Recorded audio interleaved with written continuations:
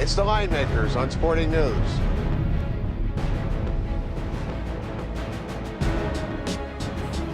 Monday Night Basketball Eastern Conference Semifinals, Game 4 from Chicago. Got the Miami Heat an 8-point favorite over the Chicago Bulls. Welcome to the Linemakers on Sporting News. I'm Micah Roberts with Rick Herron.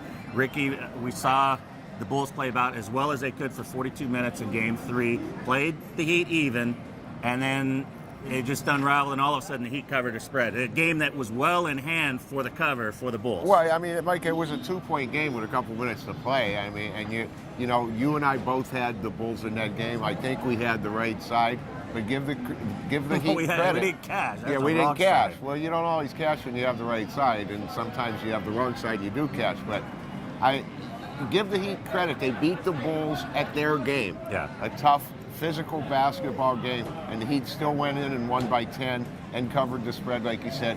Total went over, even though it was a Bulls-type pace in the game, and it still went over the total at 194, 187.5 for Game 4. You know what I found most impressive about the Heat and showed why, you know, they're not only champions, but on their way to probably winning back-to-back titles, is the fact that you had LeBron James, 6 of 17 from the field, made 11 free throws, got his 25 points, but you saw other guys step up. Now, Chris Bosh has kind of been silent for the most part out of the trio. You would say that he's the weakest of the 20 and 19. trio. 20 and 19, and then Dwayne Wade only scores 10 points, and then you have other players like Norris Cole steps up, and it makes 3 for 3 from three-point range, 18 points. Second game in a row that Norris Cole's gone for 18.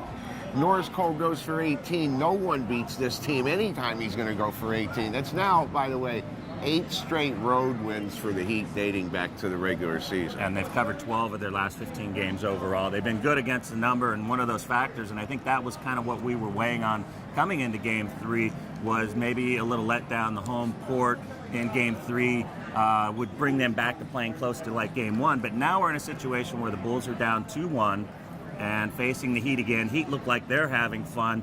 Weighing on the Bulls' mind a little more, home court not as much as an advantage that maybe we thought. And we still don't know about Heinrich, and we don't know about Luol Deng. I think we could just wrap up Deng. Yeah, I mean, this is the longest flu I've ever seen in they're the history. both listed as questionable for Monday night, but at least they do get the extra day instead of having to play on Sunday. So maybe Heinrich can make it back to this game. Getting either one of them just to give the Bulls an additional body would be huge. But, you know, Mike, I'm going to lean towards the over in this spot. I don't know whether the Bulls are done after the effort they gave in that one and whether they get blown out or not.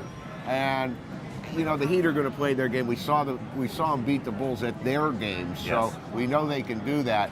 I'm going to kind of probably leave the side alone, lead towards the over in the game, because even though they played the Bulls game in Game 3, it was still 194 scored in the game, and the total's 187.5. So my lean's to the over.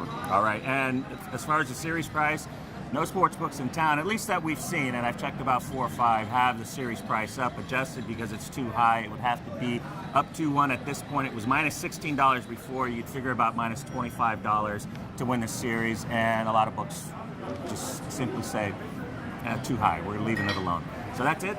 We lean towards the over here. Good. Over the 187.5. Thanks for watching.